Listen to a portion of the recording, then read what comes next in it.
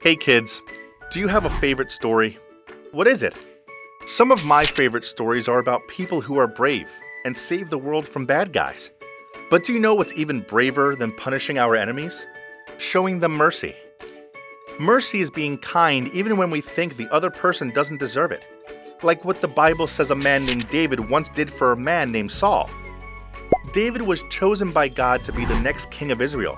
The problem was, Israel already had a king, Saul.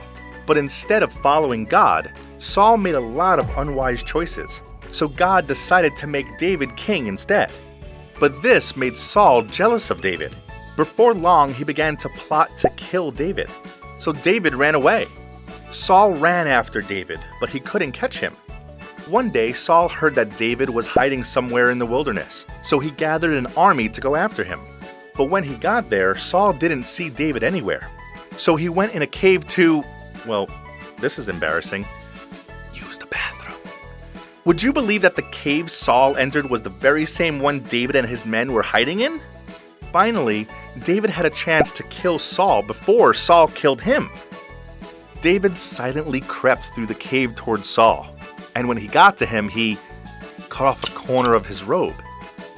After Saul left the cave, David came out and said, "Look, Saul, I could have killed you, but I showed you mercy instead." Saul was shocked. He knew that David would be king someday, and that he would be a good king that followed God. He asked David to always take care of his family, and David promised he would. And you know what? Just like David showed Saul mercy, we can show others mercy too.